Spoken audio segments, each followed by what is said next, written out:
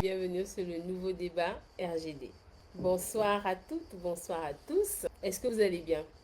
Oui, très bien, très bien. Parfait.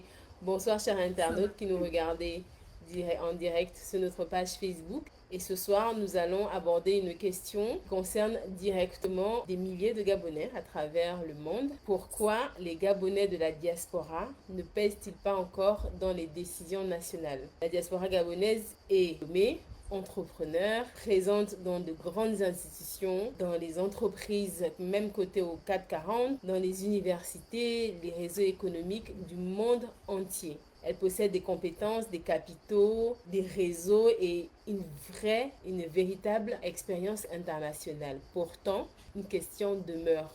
Pourquoi cette force se traduit-elle pas encore par une influence réelle et, on va dire, structurée sur les grandes décisions qui concernent notre pays, à tous, le Gabon?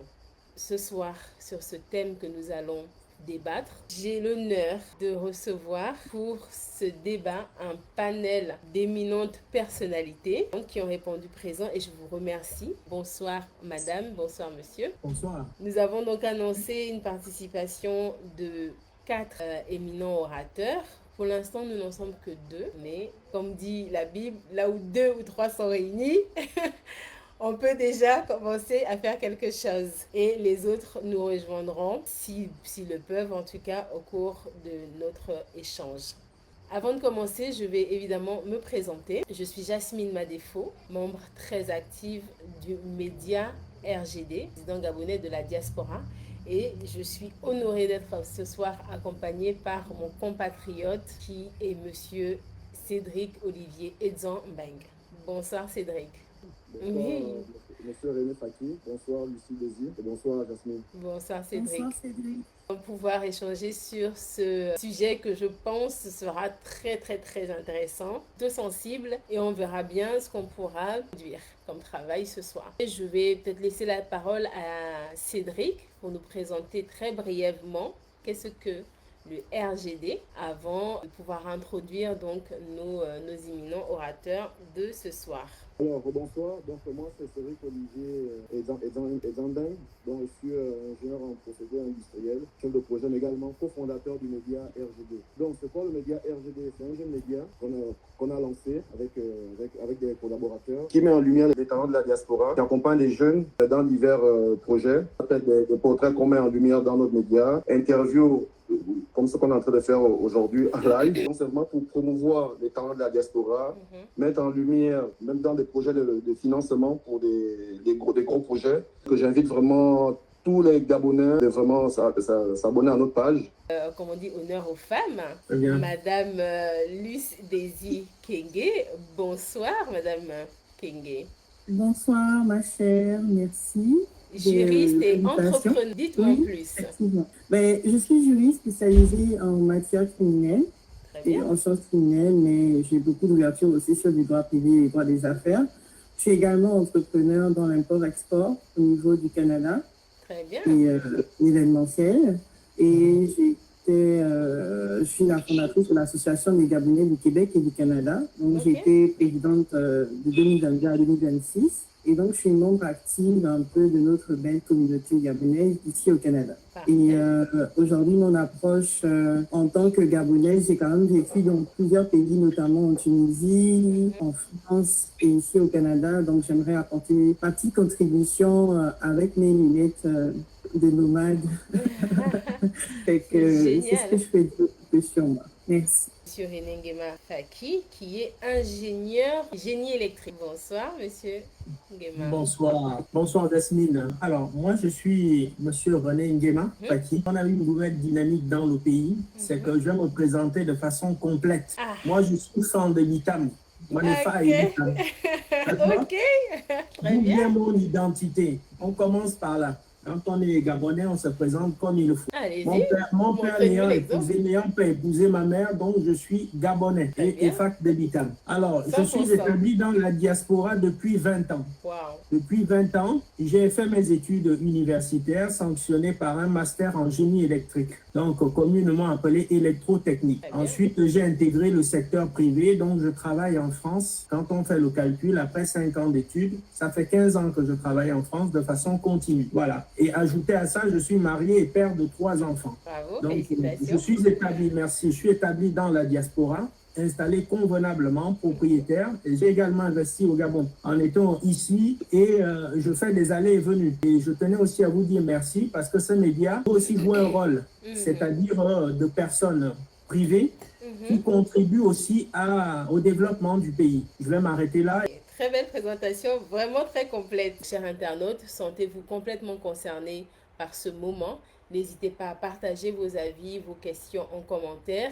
On est ensemble, vous faites partie du débat. Et sans plus tarder, on va enchaîner tout de suite avec une première question à tour de rôle. 30 secondes, chrono, honneur aux femmes. En une phrase, selon vous, pourquoi la diaspora gabonaise ne pèse-t-elle pas dans les décisions nationales? Madame Kenge, Phrase, je pense qu'on a un avis nuancé. Pour moi, oui, pendant longtemps, on ne pesait pas. On était une communauté très oubliée parce qu'on dit quand on parle, c'est mourir un peu. Étant à l'étranger, on nous oublie et étant à distance encore plus. Donc, on n'arrive pas à avoir un pouvoir décisionnel. Mais aujourd'hui, on observe quand même qu'il y a des portes qui commencent à s'ouvrir et je pense que ces portes sont à saisir. Et donc, la diaspora, on fut un temps ne pesait pas, mais ça y est, ça commence. Monsieur Nguema, la même question, en une phrase.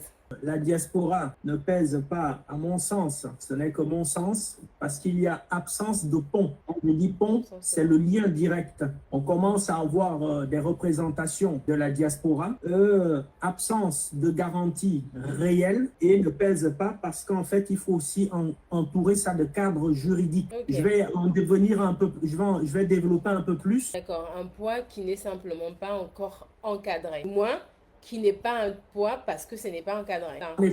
En effet. Très bien, merci beaucoup. Donc, on va passer ensuite donc, à la première partie de ce thème qui est force réelle ou mythe, la diaspora gabonaise. Monsieur Nguema, vous allez garder la parole parce qu'on parle souvent de la diaspora comme une force considérable, mais concrètement, où est cette force? Est-ce vraiment une force ou alors c'est juste un mythe? Alors, on tend à aller vers une force, non pas un mythe. Autrefois, c'était un mythe. On va parler de force. Pourquoi? Parce que cette force-là se traduit comme un réservoir. Ce réservoir, c'est quoi? C'est que vous l'avez souligné en début d'émission, nous avons des talents.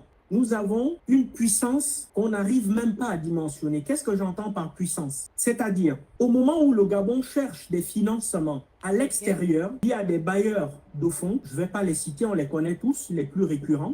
Mais notre réservoir, c'est quoi? C'est chacun individuellement parlant. Je veux investir au Gabon. Je dis, ben tiens, j'ai les moyens, mais je n'ai pas la patience. Je n'ai pas la patience véritablement d'acheter depuis la France un sac de ciment ou une brique de parpaing. Alors, quand je parle de réservoir, c'est de dire que comme moi, comme vous certainement, il y a des gens qui disposent des moyens, qui se disent, mais au fait, moi, je n'ai pas la patience d'acheter un sac de ciment. J'ai pas la patience d'acheter une brique de parpaing. Je voudrais par exemple d'un programme, je bifurque un peu. Si je veux être propriétaire d'une maison, j'ai 50 000 euros en fonds. Je finance au bout d'un mois, au bout de 6 mois, je suis propriétaire. Quand je parle de cadre juridique, ben c'est de dire qu'un Gabonais a le financement. À Paris, il paye son logement. Oui. Il arrive au bout de 6 mois, via le schéma classique d'un notaire, 6 mois sans contestation, encadré juridiquement. Il sait qu'il a passé son temps à l'étranger, il rentre chez lui, il a un investissement sûr. Ça c'est un exemple parmi tant d'autres. Je veux vraiment savoir concrètement, c'est quoi la force de la diaspora? Parce que pour peser, il faut bien avoir un certain poids, mais concentré dans quoi? C'est quoi les ressources que la diaspora, est-ce que ce sont des ressources financières? La diaspora a suffisamment de garanties. Je le répète, la diaspora a besoin de garanties pour conforter son là, on arrive sur ce que la diaspora a besoin. Mais le Gabon a besoin d'être sûr que la diaspora a ses compétences et cette force qu'elle prétend avoir. Vous, en tant que Gabonais de la diaspora établi en France depuis 20 ans, c'est quoi votre force? C'est quoi votre poids? Ma force, individuellement parlant, c'est de contribuer modestement à mon niveau en disant, mais en fait, je vais m'exprimer de façon simple. Quand on dit contribuer à un pays, c'est pas forcément faire de la politique. Contribuer à un pays, c'est de demander un cadre pour pouvoir ouvrir le Gabon au monde des affaires, pour pouvoir avoir la garantie nécessaire pour dire que moi, un citoyen lambda, j'arrive, je veux monter une affaire. Je vais vous prendre un exemple. L'exemple le plus simple, c'est de dire qu'aujourd'hui, on a un déficit d'énergie. Mais on peut se dire que je n'ai pas forcément besoin d'intégrer la chose publique pour dire que j'ai contribué à quelque chose. Mais avec ma stature comment on appelle, de contributeur, je peux dire, ben attendez, vous faites biquer les ongles, à titre d'exemple. Ben, toute nouvelle construction que vous faites à biquer les ongles, mais faites des bâtiments éco-responsables. De 6h à 18h, vous mettez des panneaux solaires sur des toits. Et bien, toute cette zone-là de 6h à 18h, elle serait effacée du réseau de la SG. Ça veut dire que ce courant qui doit aller habiter les zones, il peut aller ailleurs. Okay. Mais pour mettre des panneaux solaires au Gabon, on doit maintenant, c'est pas nous qui sommes en tort à titre privé. Mais est-ce qu'on a besoin de la diaspora pour mettre des panneaux solaires? On a bien des ingénieurs sur place. Hein? Non, je vais aller plus loin. C'est qu'aujourd'hui, on a un défaut de production d'électricité. Mais quand on est en déficit, on doit pouvoir mettre des mécanismes immédiats en place. C'est-à-dire, tout nouveau panneau solaire qui rentre au Gabon doit être exonéré de droits de douane. On ne doit pas ajouter de la difficulté à la difficulté. Donc vous pensez que les problèmes, là vous êtes en train de me dire que les problèmes, notamment en particulier les problèmes d'électricité du Gabon, seront résolus que par la diaspora. Enfin, c'est assez prétentieux quand même. Ce que je suis en train de dire, c'est que une simple idée peut tout faire changer. Construire une centrale hydroélectrique, construire c'est pas moi, une centrale de gaz thermique, ben ça met 2 ans, 5 ans, 10 ans, ce que vous voulez. Par contre, acheter un panneau, comme ici en France, aux États-Unis, au Canada, c'est en 1 heure de temps. C'est-à-dire qu'en journée, le bâtiment est en autoconsommation. Ça veut dire que quand il y a la coupure à Libreville, celui qui a le panneau solaire, lui, il a le courant chez lui. Je vais plus loin. On parle de centrales d'achat chez nous. Mais l'État peut acheter des panneaux solaires en Chine et les commercialiser directement dans notre centrale d'achat et dire que si vous voulez acheter des panneaux solaires, on les vend par la centrale d'achat. Ces panneaux solaires seront exonérés de douane. Monsieur Nguema, je vous coupe pas. Je vous sens vraiment bien. Gardez un petit peu d'énergie. Voilà. Il met déjà les organes. Vraiment. Il y a le temps, papa. Tu es père de famille, on va aller doucement. Je reviens vraiment à la question, parce que tout à l'heure, vous me disiez que, oui, auparavant, la diaspora était peut-être négligée, sous-estimée, etc. et que les choses commencent à changer. Justement, d'après votre observation, c'est peut-être beaucoup entre le Canada et le Gabon. Qu'est-ce qui a changé? Qu'est-ce qui a changé ces dernières années et qui fait que maintenant, il est important de considérer cette diaspora-là et qu'elle peut en effet peser, compter dans les décisions nationales? Déjà, pour revenir à la question précédente que j'ai beaucoup appréciée, moi je pense que la force de la diaspora, sont ses ressources humaines, surtout les ressources humaines, le potentiel intellectuel dans lequel le Gabon lui-même a misé. Beaucoup d'étudiants sont partis à l'étranger avec les bourses, ont signé des engagements, mais qui ne sont jamais revenus. Il y a ils ont eu des diplômes, effectivement réussissent à l'étranger, mais ne reviennent pas. Pendant longtemps, les Gabonais ne se sentaient pas vraiment concernés. Soyons honnêtes avec nous-mêmes et transparents. Une fois qu'on était à l'étranger, on s'habitue au confort de l'étranger. On se dit, de toute façon, vous savez comment le pays était géré. Disons les choses telles qu'elles sont. Donc, avec cette mauvaise gestion du pays, nous, au niveau de la diaspora, on ne se sentait pas vraiment concernés.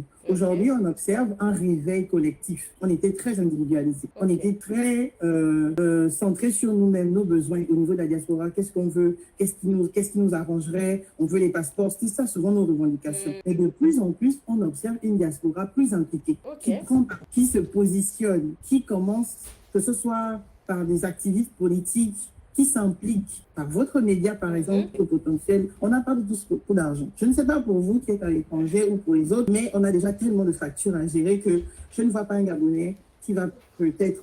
On parle de la moyenne. Oui, il peut y avoir une meilleure classe sociale, mais quand on parle de la moyenne, on a des engagements, mais on a quelque chose qui ne coûte rien, notre intellect. Et ça, on peut mettre à profit. Et c'est ce qu'on doit faire. Et moi, je pense que cette richesse, ce potentiel humain, cette ressource humaine, ce sur quoi le Gabon doit s'appuyer, il faut commencer à séduire cette diaspora-là pour nous donner un canal d'accès, des opportunités d'emploi pour pouvoir, n'est-ce pas, revenir. Moi, je suis repartie entre la France et le Canada. Je suis repartie au Gabon, je n'ai pas honte de le dire. Ouais. J'ai eu mon master, j'ai trimé pour avoir du travail. J'ai fait 2 ans, j'avais pas de travail. Okay. J'ai essayé de faire des petits business. J'ai vendu la nourriture au ministère de l'Éducation nationale de 5 à 7. Ah oui. Une Canadienne, une benguiste. Je faisais les bouillons. Une benguiste. Je faisais le bouillon. En tant que benguiste, en plus, j'attendais mon visa pour aller au Canada. D'accord. Mais je me suis dit, je vais rentrer au Gabon. Qu'est-ce que je peux faire? À la base, je voulais rentrer vraiment pour travailler. J'aime mon pays. On est tous au Gabonais, on aime tous le Gabon. Mais il y avait 0 opportunité à ce moment-là. Toutes les portes étaient fermées. Sinon, c'était des échanges de faveurs dégradantes pour pour déposer le CV. Et j'en suis une victime. Ce qui m'a découragée. Et je me suis dit, vaut mieux, je vais repartir. Peut-être ailleurs, j'aurai de meilleures chances de réussite. Parce que j'ai une famille qui compte sur moi. Parce qu'on ne part pas aussi à l'étranger par plaisir. En tant que Gabonais, il fait bon vivre chez nous. Sans dénigrer les pays, nos communautés d'appartenance, on préfère souvent être aussi chez nous. Mais chez nous, à ce moment-là, on n'avait pas d'opportunité. On n'avait pas d'accès, on n'était pas entendu, on était marginalisés. Et aujourd'hui, on peut se lever et dire non, c'est assez. Aujourd'hui, on peut se lever et dire, ces 10 dernières années, on peut avoir même un écho. Oui. On peut nous rencontrer, on peut nous consulter, on peut nous écouter. On peut allumer sa caméra et dire, voici ce qui peut changer. Ça peut arriver, il y a la puissance d'Internet aussi. Ça peut arriver à certaines oreilles qui peuvent permettre de changer les choses. Le problème, c'est qu'on n'utilise pas ce potentiel humain-là. Quand un Gabonais va rentrer comme moi au Gabon, qu'est-ce qui va lui attendre là-bas? Il y a 0 emploi, il y a 0 faveur. Pour pouvoir exploiter cette force-là, il faut miser sur ça, il faut de l'attractivité.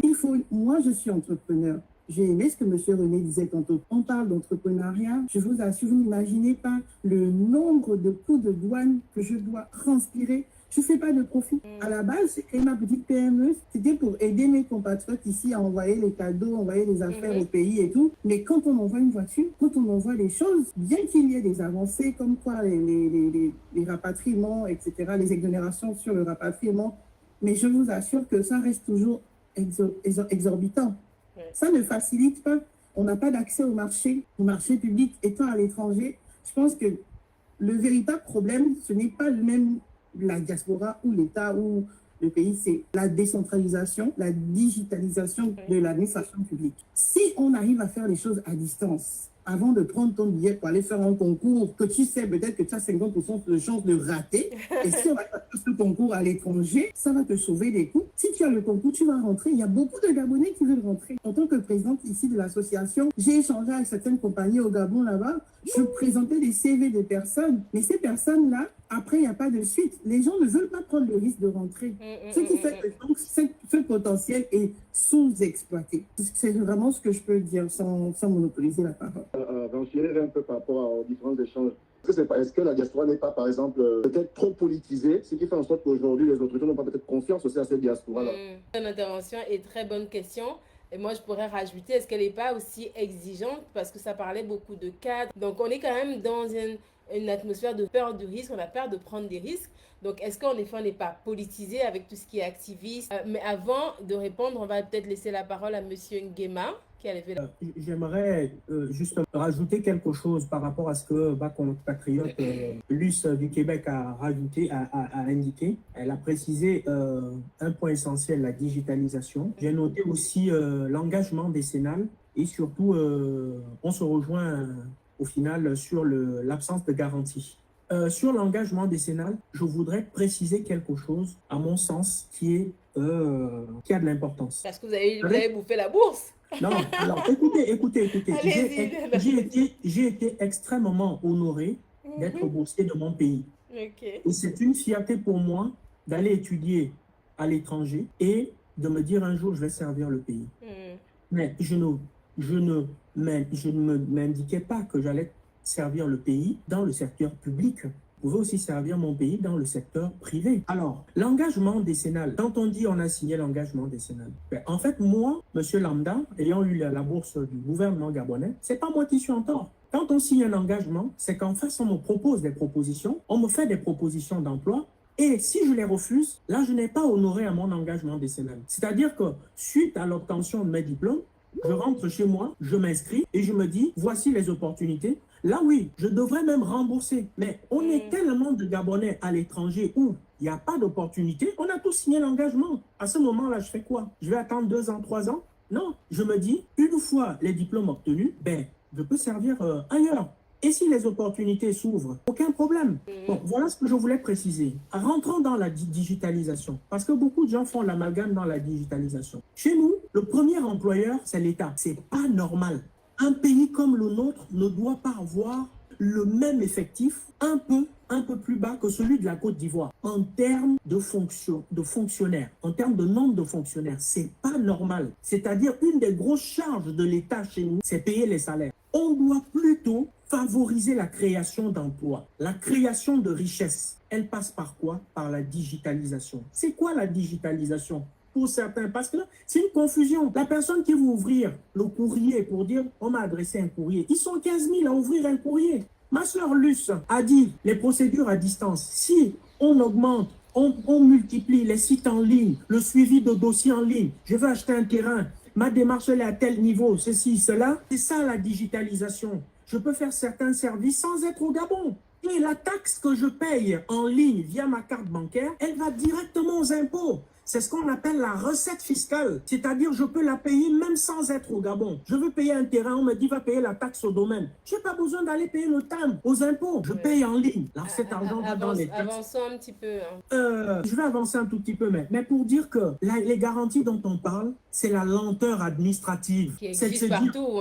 Vous vivez en France, à Marseille, de surcroît.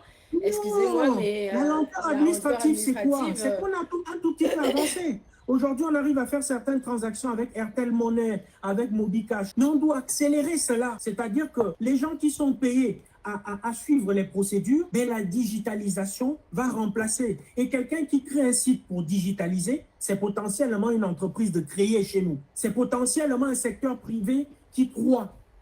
Et le secteur privé doit inverser la balance du premier employeur de l'État, le premier employeur qui est l'État. C'est-à-dire qu'on doit, en augmentant les richesses, ça fait que l'État va reculer. On n'a pas besoin de tant de fonctionnaires. Moi, je vais passer la parole, monsieur Nguema. Ok, très bien. Parce qu'on s'éloigne un petit peu là, notamment de la question de Cédric. Madame Kenge, est-ce que vous voulez y réagir? Est-ce que la diaspora n'est pas un petit peu trop politisée et peut-être exigeante, ce qui fait que l'État a finalement à faire confiance? Bon, je pense que c'est une habitude humaine qu'on ne peut pas changer, la stigmatisation ou le préjugé. C'est malheureusement ça. Après, on est faits, dans l'habitude. Ce sont les Gabonais, ils font souvent le bruit. Ce sont les activistes. On nous met dans le même panier, même celui qui va revendiquer ses droits. Mais on ne peut pas nous reprocher ça. Pour avoir goûté aussi le meilleur, pour avoir goûté ce qui est bon, pour avoir goûté ce qui est différent, on veut imposer ça dans notre pays. Donc, ce n'est pas un caprice ou ce n'est pas la peur du risque, mais on aimerait que ça change. Et donc, étant à l'étranger, pour être dans ce confort-là, on a et pendant longtemps, notre seul canal, c'était, n'est-ce pas, par la politique, pour pouvoir changer les choses, pour pouvoir contrecarrer les choses. Mais aujourd'hui, comme je dis, il y a quand même des changements. On peut agir autrement. Mais je rejoins M. René, on n'a pas encore suffisamment de garanties. Oui, on est riscophobe parce qu'on a un confort ici à l'étranger. Il faut dire la vérité. Tu as ton travail, tu as ton emploi. Quitter tout ça pour aller dans l'inconnu et l'aléatoire, surtout dans ton pays, c'est très risqué. Et on a des enfants à nourrir, on a des charges, on a des familles, on a des gens qui comptent sur nous. C'est qu'on ne peut pas tout claquer. Même si on a l'amour du pays, il nous faut quand même certaines garanties sur lesquelles on va s'appuyer. Malheureusement, on nous stigmatise. Oui, on avait de mauvaises habitudes de crier au scandale, mais aujourd'hui, on participe à l'économie. Aujourd'hui, les gens descendent au Gabon, les gens travaillent, les gens investissent. Aujourd'hui, les Gabonais sont plus proactifs, ils ouvrent des compagnies, quel que soit où ils sont. Aujourd'hui, ils s'intéressent à la politique aussi du pays. Aujourd'hui, ils s'intéressent à l'économie du pays. Donc, je pense qu'il faut quand même nous accorder le bénéfice du doute. Ce sont nos vieilles habitudes au lieu de nous stigmatiser et ces anciens préjugés. Si on arrive à accorder le bénéfice du doute à ceux qui sont actuellement en place, il faudrait aussi nous accorder le bénéfice du doute et garder le fait qu'en tant que communauté éloignée, on est souvent marginalisé. Fait qu'on est obligé de parler plus fort, on est obligé de crier pour se faire entendre. Et ça, n'est-ce pas, par peut-être ce préjugé récalcitrant, comme on dit un peu moi-même, des fois, certains débats, on dit, ah oui, vous qui êtes en Amérique là-bas, vous êtes trop boudeurs, vous êtes trop récalcitrants. Mais c'est parce qu'on refuse ce qui est mauvais, ce qui n'est pas juste. On refuse et on veut dire non. D'accord, on refuse la médiocrité et on veut exiger l'excellence finalement. On veut exiger l'excellence parce qu'en plus, on sait que notre pays a le potentiel de nous offrir cette excellence-là. Notre pays est capable de nous offrir des opportunités. Donc, il faut pousser plus loin. Si on reste dans le confort depuis des années, qu'est-ce qui a changé? Ça m'amène à conclure cette première partie. Demandant très honnêtement, est-ce que vous pensez que la diaspora gabonaise est victime manque de considération, de préjugés, ou alors victime de sa propre désorganisation? C'est vrai, la diaspora s'exprime, mais elle s'exprime surtout de façon individuelle. C'est chacun qui prend son téléphone, sa connexion pour parler de ce qui ne va pas. Mais est-ce que la diaspora parle d'une seule et même voix? Et est-ce que c'est pas ça finalement qui fait que, étant désorganisé, dispersé, eh bien, n'a pas forcément cette force et ce poids? Monsieur Nguema. Alors, je ne veux pas donner l'impression de répondre tout le temps à côté de la plaque. Mais je vais vous dire une chose qui est essentielle. Non, mais vous ne répondez pas du tout à côté de la plaque. Allez-y. On parle de réservoir et je parle de garantie. Le Gabon dispose de ce qu'on appelle de représentation diplomatique à l'étranger. Oui. On va appeler ça des antennes, d'accord? Et nous avons chez nous ce qu'on appelle des agences de promotion, de tourisme, d'investissement. On va parler d'Agatour, tout ça. Pour faire la promotion du Gabon à l'étranger. Quand on parle de faire développer un pays, on déplace ces gens. On ouvre des antennes, des bureaux dans des représentations diplomatique. Quand je parle d'investissement, je vous assure que vous vous baladez dans des centres commerciaux, vous allez à Dubaï, aux États-Unis, ils vous vendent des appartements de Dubaï en étant aux États-Unis. Ils vous vendent des appartements de Dubaï en étant à Paris. On peut toutefois ouvrir des bureaux de promotion d'investissement dans nos représentations diplomatiques. Dire un Gabonais veut investir chez lui, ah, il y a telle zone, on construit des maisons, ben pour la diaspora, on met, je pense, 1000 maisons. Ça va augmenter les stats du président. Attendez, ne me coupez pas. Je vais aller au bout. Ça va augmenter les stats du président de la République qui veut construire des logements. Les Gabonais de la diaspora peuvent investir. Moi, je pense que je n'ai pas besoin d'aller au Gabon pour investir. Si je sais qu'à l'ambassade, il y a un bureau qui fait la promotion immobilière des logements au Gabon, je prends un crédit à la consommation ici, 50 000 euros, je vais payer cash. Et moi, je vais rembourser. Ça me revient à acheter 2-3 voitures. Au lieu de faire la fête ici, ben, je peux payer sa maison directement. Le Gabon n'aura pas besoin de s'endetter pour construire sa maison. C'est un particulier qui va payer. Quand je paye, j'aurai la garantie que c'est fait. On parle du Gabon qui gagne, c'est le Gabon. On n'a pas besoin d'être entendu. On a besoin des règles, du respect des règles. C'est-à-dire que j'ai quelque chose, je paye mes taxes, j'avance. C'est ça un pays qui veut avancer. On n'a pas besoin qu'un président nous entende ou un homme politique. Moi, je veux aller au plus simple, au plus efficace. Le programme peut intéresser tout le monde. Il y a des gens qui passent 5 ans, 10 ans. Ils ont perdu 5 ans, 10 ans de leur vie à l'étranger. Ils se disent, ah, mais pendant 5 ans, il y a ça, ça m'intéresse. Je peux acquérir un bien. Au bout de 5 ans, 10 ans, quand je rentre chez moi, je reprends la phrase du président de la République qui dit, je ne vais pas dormir dans la chambre de mon grand frère ou ma petite sœur. C'est ça, la vraie vie. La vraie vie, c'est de contribuer aux choses qui touchent l'impact des Gabonais. C'est pas du flou, c'est de dire il me faut l'eau, le courant, il me faut un logement. Et les Gabonais ont de l'argent. Et l'argent, c'est quelque chose de diabolique. Quand on l'a, il faut faire des choses rapides et immédiates avec l'impact sur la vie des gens. Cédric? Nos invités sont très, très dynamiques durant ce débat. Une question. Aujourd'hui, quand même, les autorités font beaucoup des efforts. Aujourd'hui, on a créé 2 députés de la diaspora. Monsieur René parlait d'un point. Ce que je comprends derrière, c'est que est-ce que la diaspora aussi ne peut pas aussi s'organiser, bien s'organiser? Il y a des associations qui existent, il y a des conseils gabonais de France, conseil gabonais du Sénégal, il y a justement le conseil gabonais peut-être des États-Unis ou du Canada, ça doit exister. Est-ce qu'on peut s'organiser différemment? C'est-à-dire aujourd'hui, on a un député, on soumet ces besoins-là au député, on a toujours fonctionné en niveau diaspora en mode solitaire. Oui, chacun essaie de faire quelque chose de son côté. Mais aujourd'hui, on a quand même une opportunité, c'est qu'on a un député qui est là, on a l'ambassade qui est là. Est-ce qu'on peut s'organiser différemment? Est-ce qu'on peut se dire, OK, on a par exemple Madame Luce qui est peut-être auto-entrepreneur, qui veut investir au Gabon. Elle ne sait pas peut-être qui contacter, par où passer. On n'est pas trop désorganisé en fait au niveau de la diaspora. Ce qui fait en sorte qu'aujourd'hui, on va un peu de manière un peu individuelle. En allant de manière individuelle, on crée ce qu'on appelle une cacophonie. Et du coup, on se dit, bon, cette diaspora, ils sont toujours pareils. C'est des activistes. Oh, c'est des râleurs. Merci.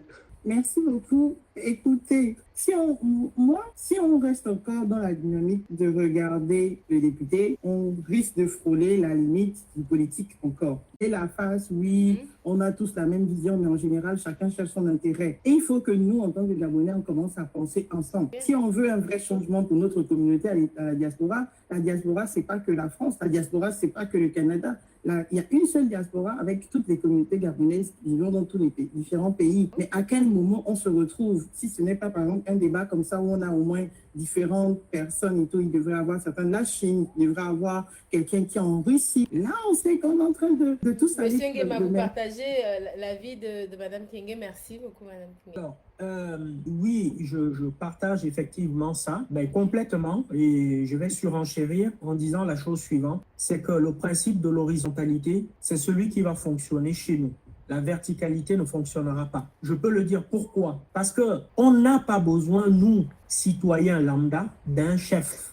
Ce dont j'ai besoin, ce sont mes services. Les services consulaires, l'établissement d'un passeport, payer mes taxes. Ça, je sais faire. J'ai pas besoin de quelqu'un qui me dicte ma vie au quotidien ou qui projette mon avenir. J'ai besoin d'avoir l'eau et le courant quand j'arrive dans mon pays. J'ai besoin de circuler, c'est ce dont j'ai besoin. Je précise une chose, je ne suis ni membre du PDG, ni membre de l'UDB. J'ai juste besoin du minimum vital quand je suis à l'étranger comme ou dans mon pays. C'est ce dont j'ai besoin. Après le reste, j'ai pas besoin d'effets d'annonce ou d'avancer. Donc maintenant, je veux reformuler autrement la question de M. Edzambeng. C'est de dire que nous avons un député de la diaspora et en face, nous avons des associations. Éclaircissons ce point. Je vais prendre une petite minute. Nous avons quelqu'un qui est député de la diaspora qui a été élu. Il est élu pourquoi? Pour porter la voix des Gabonais à l'étranger, de l'étranger vers l'Assemblée nationale. Il y a deux façons de porter la voix. La première, c'est de dire, je vais collecter les principales revendications des Gabonais et je vais les traduire en projets de loi. Ces projets de loi qui ont un impact sur la vie des Gabonais de l'étranger. Ça, c'est le premier point. Ensuite, un député est élu sur un programme politique qu'il va exécuter tout au long de son mandat. Ce programme politique, c'est lequel? C'est la déclinaison du programme de son chef, en l'occurrence le président de la République, qui va lui dire, moi, voilà ce que j'attends des Gabonais de la diaspora. Dans mon programme politique sur lequel j'ai été élu, je suis président. Toi, en tant que député, voilà les lois que je veux que tu portes pour aller. Parce que quand un député fait campagne, il doit pouvoir aussi avoir les moyens de ce qu'il a dit durant sa campagne pour le réaliser tout au long de son mandat. La chose n'est pas si simple, parce qu'on dit on est un député, mais il ne peut pas toutefois tout prendre et dire je vais à l'Assemblée nationale me battre pour vous. Il a eu un fil conducteur de son chef qu'il a investi en tant que candidat. Parce que beaucoup font la nuance. Quand quelqu'un rentre au gouvernement, je suis ministre. Non, il a une feuille de route. On lui dit, tu es nommé ministre pour faire ça. Il y a un bilan qui est fait au début de son parcours, à mi-parcours et à la fin. Un député, c'est ça. Ne mélangeons pas les choses. Et les associations, beaucoup de gens rentrent des associations, sont présidents d'associations aussi pour dire un jour, j'aspire à être député. Non, notre voix pour se faire entendre à l'Assemblée nationale, c'est le député. Et le député, on doit avoir un canal de communication direct où on laisse des questions, on échange et c'est retranscrit en projet de loi. Un député n'a pas les moyens du monde pour tout faire. C'est ça, il y a nuance. Il n'aura pas les moyens parce que ce qu'il dit, il doit pouvoir le concrétiser parce qu'on lui donne aussi comme moyen. Malheureusement, c'est ça. Justement, pour répondre par rapport à ça, on avait reçu le député de la diaspora, M. Ngonga, sur notre média, qui nous a donc bien expliqué son rôle et comment ça fonctionne pour lui. Donc, vous pouvez retrouver l'interview sur YouTube, média RGD. De ce que j'ai compris, pour vous, l'individualisme, c'est ce qui tue finalement la force de la diaspora. Non, c'est pas l'individualisme. Au contraire, c'est l'individualisme qui doit prospérer. Mais dans un cadre juridique. C'est-à-dire que moi, j'ai les moyens, je veux faire les choses chez moi. J'ai pas besoin d'avoir un parrain ou un soutien. Je veux juste que ce que j'aspire soit encadré. Je veux pas que on me dise mon investissement, il y a tel qui m'a doublé. Non. Mais monsieur Nguema, là, on parle de la diaspora. On parle de pouvoir ensemble impacter. Mais vous considérez que pour pouvoir impacter, c'est chacun à son échelle qui doit pouvoir faire quelque chose. Et pas l'association d'une quelconque façon de Gabonais. C'est ça? Mais Je prends l'exemple de Luce qui est au Canada. Elle n'a pas besoin d'être dans une association pour faire ses affaires. Elle veut juste un cadre. Elle veut avancer. Quand on a... En fait, c'est l'ensemble des détails qui font la beauté de l'ensemble. Vous comprenez? Ça veut dire que moi, si je fais quelque chose de beau, je paye une taxe, mais c'est de l'argent qui rentre dans l'État. Luce, ma collègue, compatriote gabonaise, elle fait une chose, mais on va habituer chacun à notre niveau à une forme de rigueur. C'est-à-dire que le politique sera simplement là pour dire « Ah, j'ai une puissance dans le secteur privé, je n'ai plus qu'à faire des lois dans leur sens pour que les choses avancent. » La diaspora, le Gabon n'est pas composé que de la diaspora. Il y a beaucoup de gens qui veulent avancer, qui ont besoin de pratiques simples. D'accord. C'est ce que je suis en train de dire en mots simples. D'accord. Madame Kenge. J'entends bien le propos de M. René, que je respecte d'ailleurs. Mais là où je me dissocie, c'est un peu au niveau de l'individualisme. Parce que pour moi, ça va être très long. Parce que pour moi, le Gabon n'est plus à perdre une minute. On a 50 années de retard dans notre développement. Si on doit compter les uns sur les autres, déjà, sans se juger, sans s'insulter, mais avec beaucoup de bienveillance que je le dis. J'espère que les internautes ne vont pas être durs avec moi. En tant que Gabonais, on est très procrastinateur. Donc, même si on attend quelque chose de nous, un bon Gabonais, il va d'abord se dire « Ah, je peux même faire ça plus tard. » Il va renvoyer « Ah, alors on peut faire comment ?» Oui, ce sont des anciennes habitudes, mais qui persistent malheureusement. Ou pour avoir une simple signature, des fois, dans les ambassades, on attend 2, 3 jours, 4 jours. Ou pour avoir un visa qui peut sortir automatiquement, on attend 1 semaine, 2 semaines, 3 semaines. Ou pour avoir une légalisation d'un diplôme, quelque chose, on te demande de revenir dans 3, 4 jours. En fait, il y a tellement de lenteur administrative qu'on ne peut plus commencer à dire on ne va pas nous donner cette responsabilité-là. Je trouve que c'est une grosse charge. Pour avoir plus d'impact, c'est ensemble.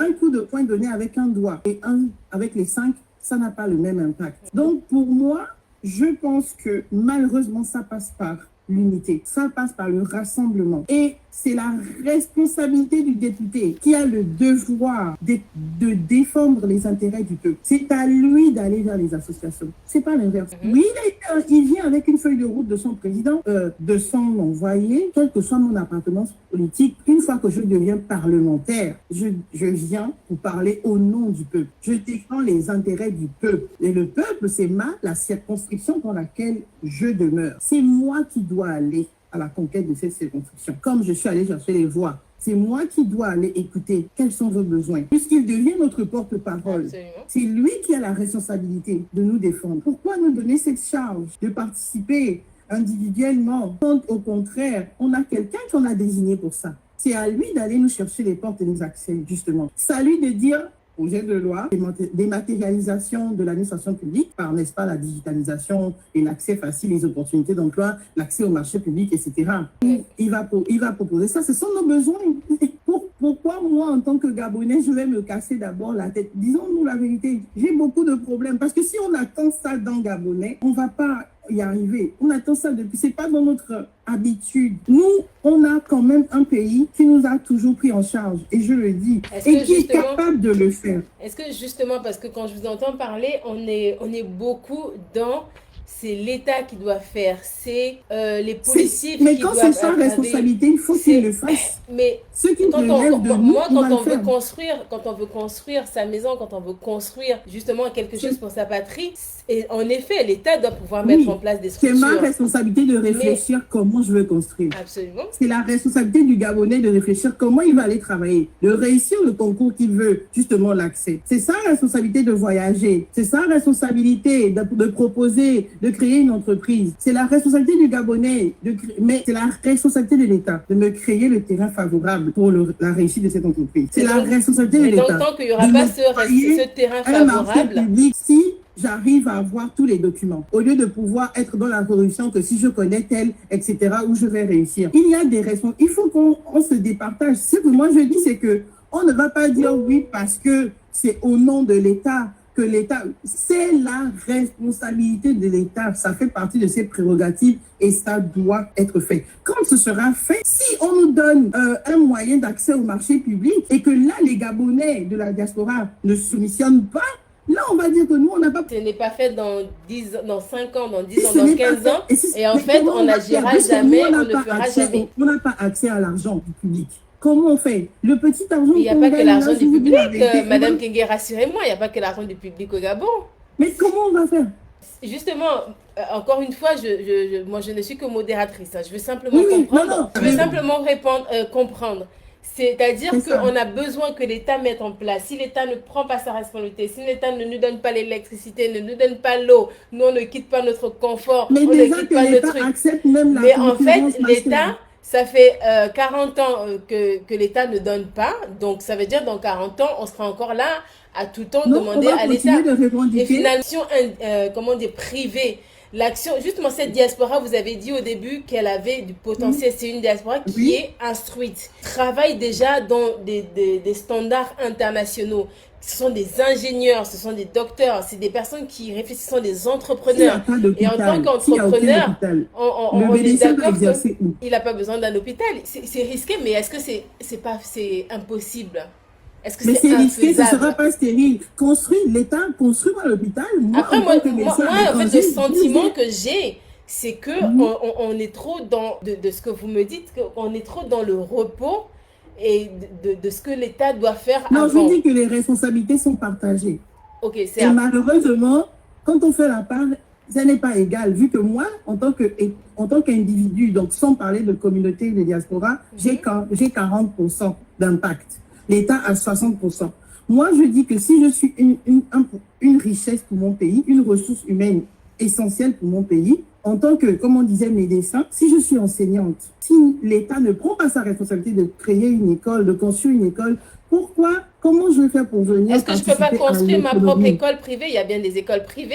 On parle de Gabonais lambda, s'il vous plaît. Mais on parle de la diaspora, on ne parle pas des Gabonais, on parle de la diaspora qui est sortie, qui a vu comment ça se passe ailleurs. Parce que là, j'ai l'impression qu'on donne un message à l'étranger. J'ai l'impression qu'on parle de situation. J'ai l'impression qu'on partage en fait et qu'on divulgue un message un petit peu fataliste. Moi, j'ai ma nièce, j'ai des neveux qui arrivent et en regardant ce débat, pour l'instant, ils se disent bon on peut avoir toutes les idées, toutes les qualifications, toutes les formations. Si Yaoligui ne fait pas grand-chose, nous aussi, on ne fera rien.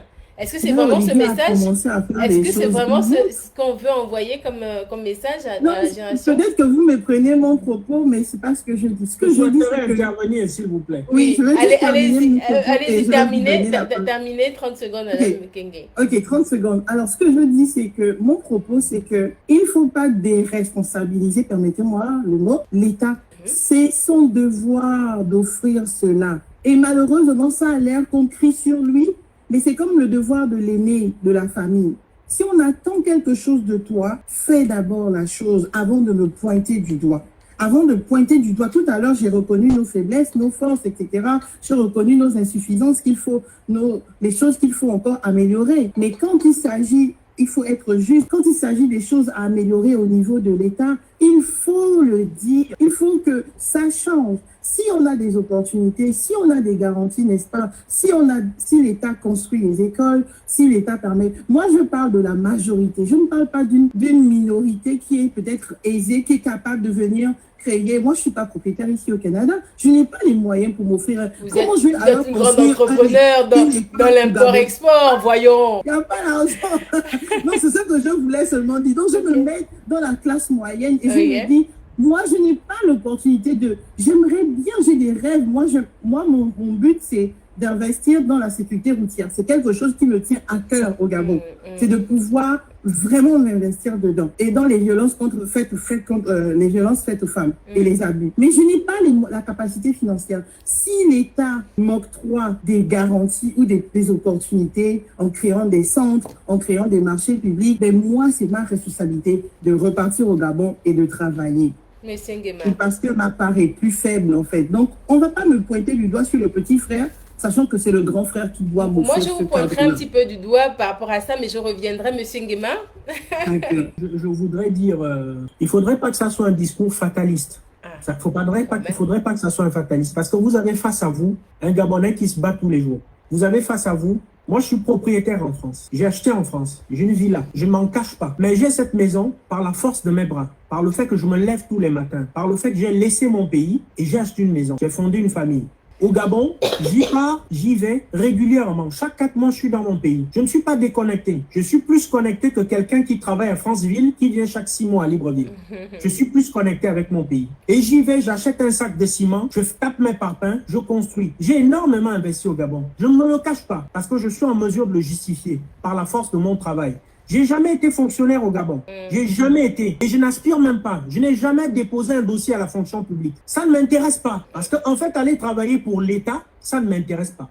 Pourquoi? Parce que je vais plutôt gâcher l'opportunité de quelqu'un qui veut réellement travailler. C'est ça la vérité. Vous avez face à vous des gens qui n'ont pas besoin d'accorder un discours de fatalisme. On a besoin d'un cadre juridique. C'est-à-dire que je vais chez moi, le service minimum, je le fais. Je n'attends rien de l'État. On n'attend rien. Je pense que vous, autour d'une table, autour de cette table-là, de cette audience, on n'attend pas forcément. Mais on veut une certaine logique de choses. C'est-à-dire que quelqu'un qui veut développer un business, on va l'accompagner. Luce, Madame Kenge, qui dit oui, moi je veux faire mon business. On met en place un programme d'exonération d'impôts ou de taxes, de douane, pour l'accompagner dans ce qu'elle veut faire.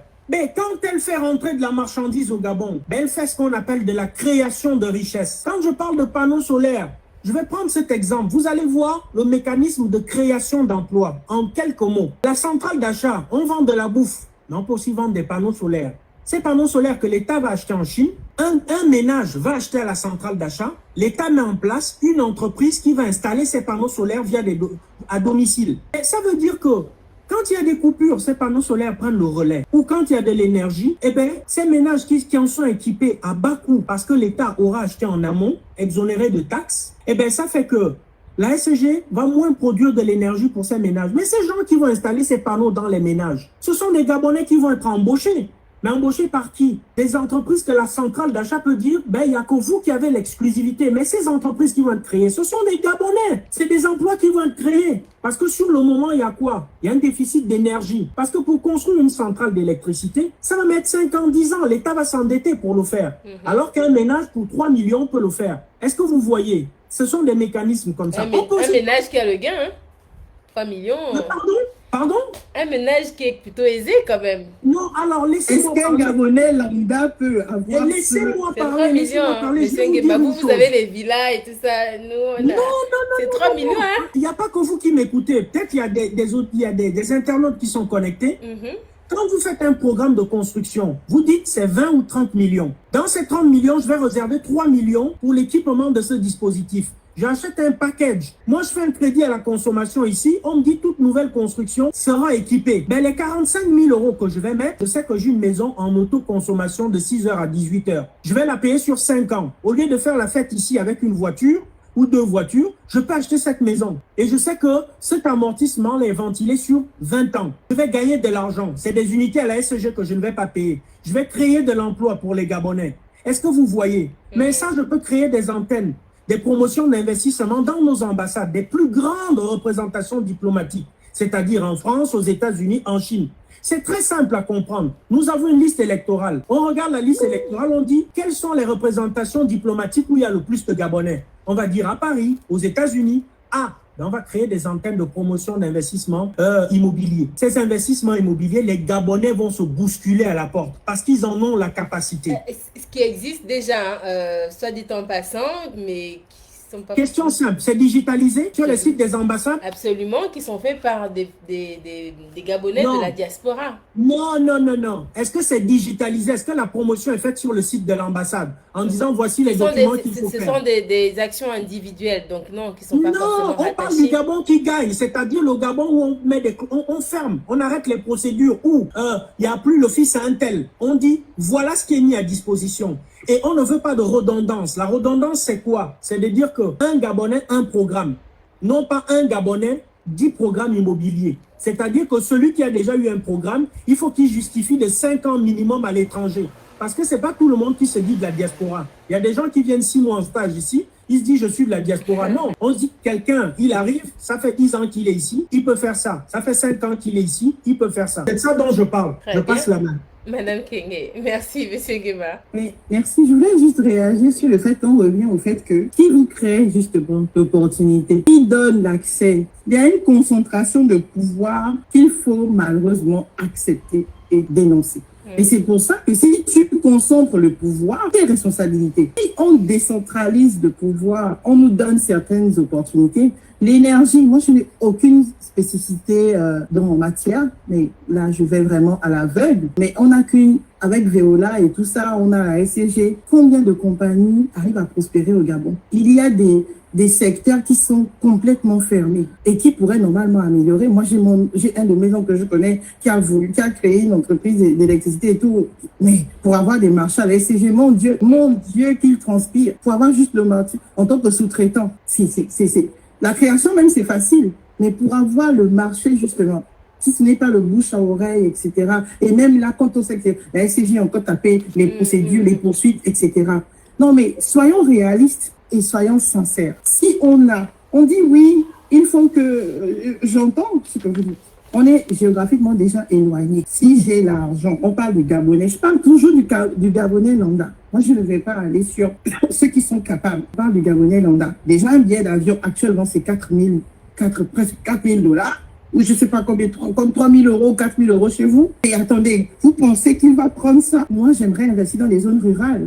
On a plein de rêves dans notre tête, mais on n'a pas d'opportunités. Soyons sincères, créer plus d'opportunités, on va le faire. Je vous assure, s'il y a des opportunités, et moi j'arrive pas à le faire, là, tapez-nous sur les doigts. On va continuer de protester, on va continuer de discuter parce qu'on n'arrive pas, on est toujours devant les portes fermées. Justement, on a parlé tout à l'heure des députés qui doivent parler à notre place, qui doivent porter nos intérêts au niveau de ce qui se fait concrètement à date. Est-ce que justement vos besoins sont portés? Mais c'est ça la question. Est-ce que la diaspora s'exprime? La question c'est que si l'État constate que nos besoins ne sont pas portés, mais peut-être parce que l'État n'a pas reçu vos doléances. Oh, l'État c'est un grand garçon. Il connaît nos besoins.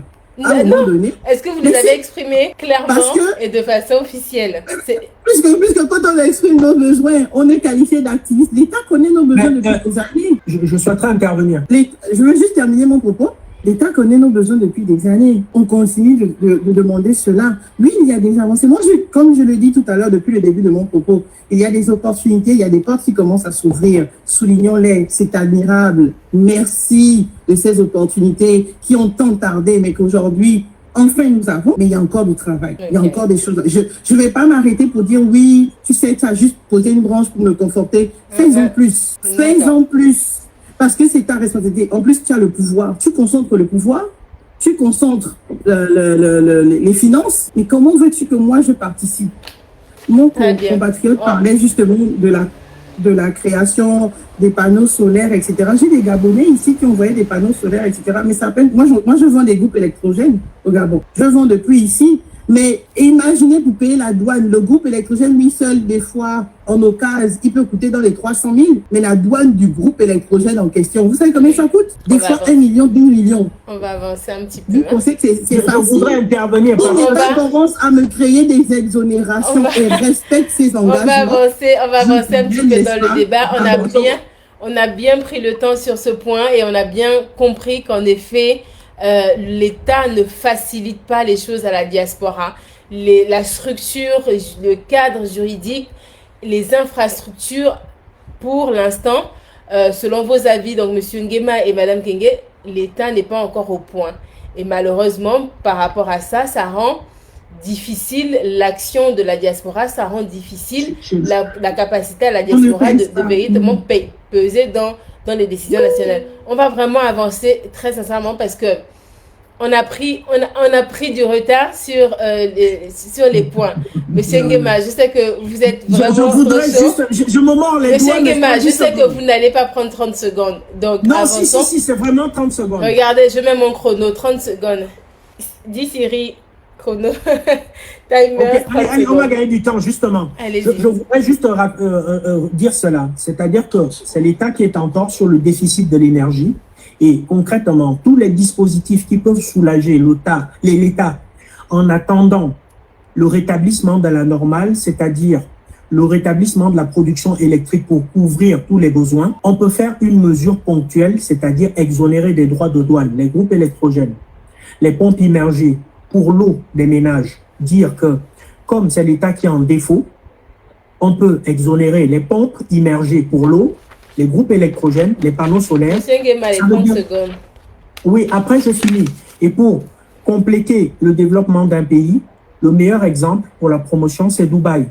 Dubaï a eu un cadre juridique pour attirer les investisseurs privés et publics. Le sérieux et le cadre juridique fait en sorte que je peux investir à Dubaï sans être dubaïote. Ok.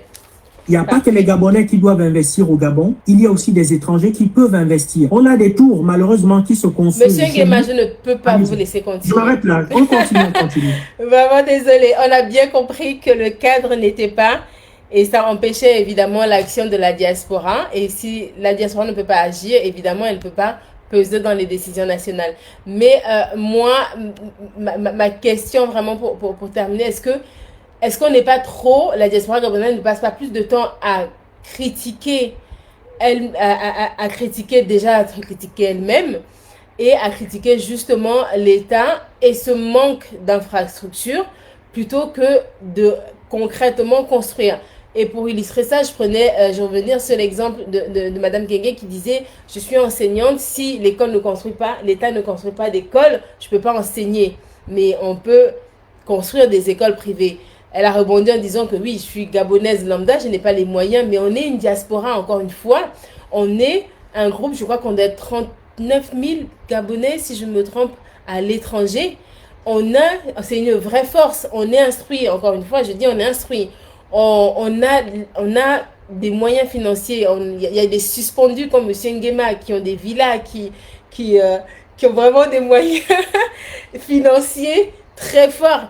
Est-ce que justement compter justement sur ces forces individuelles ne serait pas la solution? Parce que dans tous les cas, il faut trouver une solution. Le Gabon, ce n'est pas l'État. Le Gabon, ce n'est pas le député, ce n'est pas le président. Le Gabon, c'est notre pays. C'est le pays de nos parents. C'est le pays où vivent encore certains de nos parents, certains de membres de notre famille.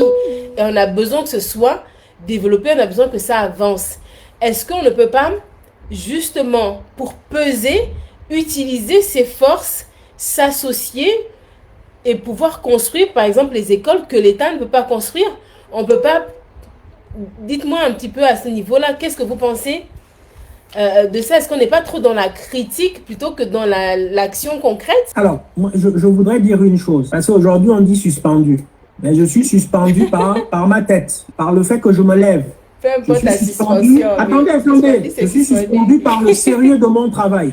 Très bien. Je suis suspendu par ça. C'est tout à votre honneur, monsieur. Attendez. Quand je dis je parle aussi au nom des Gabonais honnêtes et justes. Je suis suspendu par le fait que je mets des organes de façon sérieuse dans ce que je fais. Et vous êtes suspendu du fait que vous n'êtes pas dans le PDG aussi. Exactement. Alors, maintenant, je vais faire un parallèle qui est très sérieux. Les Gabonais de la diaspora doivent être les premiers touristes de leur propre pays. Vous savez ce qui empêche cela? C'est la cherté des billets d'avion. Comment vous pouvez concevoir que aller à Cancun, regarder sur Internet et aller à Libreville, en termes de kilomètres parcourus, le Gabon est plus près. Mais je vais aller à Cancun, qui n'est pas chez moi, pour 600 € de billets, alors que en pleine période de pointe, je vais payer 3 fois plus pour 1 fois moins et demi de distance. Comment voulez-vous promouvoir un pays si le tourisme hors gabonais n'arrive pas à arriver au Gabon en sachant que rien que le billet coûte déjà un bras? Faciliter la promotion des investissements dans notre pays, ça doit être un levier de croissance.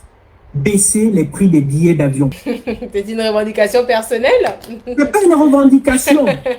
Ça veut dire quoi? Ça veut dire que quand on dit que c'est l'État qui doit mettre en place des mécanismes, favoriser les investissements, c'est pas tous les Gabonais qui voudront aller à ce rythme-là. Mais vous parlez encore de l'État, mais vous avez pris l'exemple de Dubaï, du Qatar, etc. Il y a des initiatives privées qui font qu'ils achètent des compagnies ou ils créent des compagnies aériennes et qui fait que les billets d'avion aident à baisser le prix peut-être. Mais comment on attire les gens? Déjà, c'est pas un cadre juridique. Comment on attire les gens? On prend l'exemple des billets d'avion. Dubaï a créé Fly Emirates. Ils ont créé une compagnie aérienne. on a Fly Gabon, il n'y a aucun problème. Mais quand on a des compagnies aériennes qui ferment et qu'il y a 2 qui ont le monopole, quand je dis fermer, c'est-à-dire qui suspendent leur vol vers Libreville, eh bien, c'est là où on a une réelle opportunité de dire, même s'ils sont pour parler avec Air France pour dire on va faire le pont, c'est là où on a un potentiel. Nous ne sommes pas dans la critique, les Gabonais de la diaspora. Moi non plus, je le réaffirme, je n'attends rien de l'État. Par contre, si l'État ne fait rien, je ne vais pas attendre que l'État fasse des choses pour que j'investisse chez moi.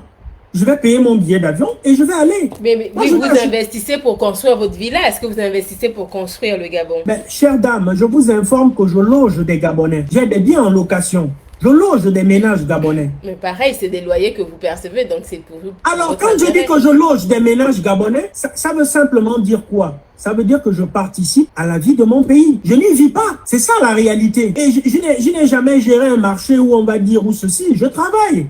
Je travaille dans le secteur privé en France. Mais ça fait quoi? Je fais partie de ces Gabonais-là qui n'attendent pas des choses de l'État. On est juste une structure. Je veux rentrer chez moi, dans mon pays. Il faut que les prix des billets soient acceptables. C'est des choses minimalistes comme ça qu'on veut. Très bien. Madame Kenge, merci Monsieur Nguema. Oui, merci. Mais la structure en question, c'est toujours qui? C'est toujours l'État. Donc en gros, vous n'êtes pas dans la critique. Pour revenir à la question, oui. Je laisse concentrer. Pour revenir à la question,